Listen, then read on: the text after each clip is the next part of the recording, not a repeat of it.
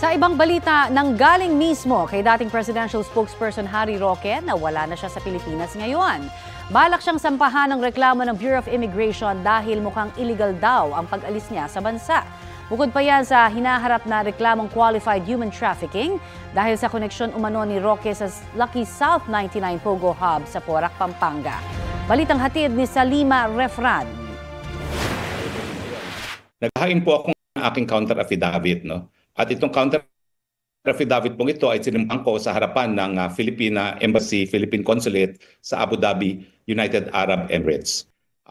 Si dating presidential spokesperson Attorney Harry Roque na mismo nagsabi wala na siya sa Pilipinas nang panumpaan ang kontrasalaysay na isinumite ng kanyang mga abogado sa Department of Justice.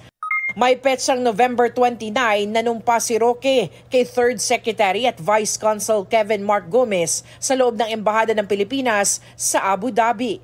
Tugon ito sa reklamong qualified human trafficking matapos siyang idawit sa niraid na Lucky South 99, isa umanong illegal na Pogo Hub sa Porac, Pampanga.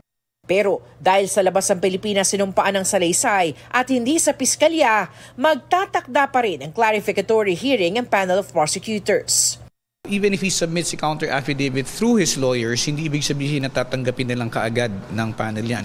Bakit kailangan kaharap siya ng prosecutor is because nakasaad sa ating batas that the prosecutor has to examine and make sure that the one who executed the counter affidavit is really the person who, kung sino man yung nakapirma doon, siya yung tao na haharap pagka ito'y nanumpa kahit via Zoom or online. Kung gusto nila ma-verify na ako'y sumipot, tawagan po nila yung consul na notarized at tawagan din nila si Ambassador Ver na personally present nung ako'y nanumpa.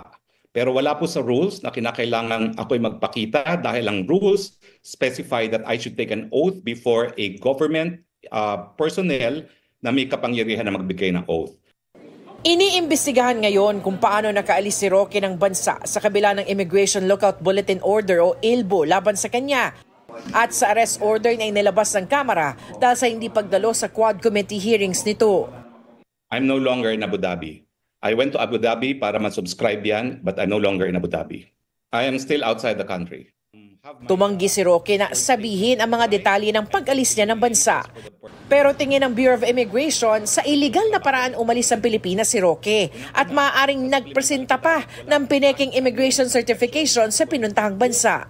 Sa nakikita po natin dito sa nangyari na ito, maaaring gumamit po siya ng ibang pamamaraan, illegal na pamamaraan po upang makalabas dahil wala pong record ng immigration na prinoseso po siya. Kung hindi po dumaan sa immigration, maaari pong may ginawa doon sa pasaporte upang magmukhang dumaan sa immigration. Kung yun po ang nangyari at meron pong falsification na nangyari, maaari po siyang kasuhan. It's high time na talagang i-verify natin yung sistema ng ating airports natin or mga private hangars and all that. Pinag-aaralan na raw ng Bureau of Immigration Legal Department ang paghahain ng kaso laban kay Roque. Samantala, humiling naman ang PNP CIDG at PAOK ng PHDO o Precautionary Hold Departure Order laban sa iba pang respondents sa reklamo.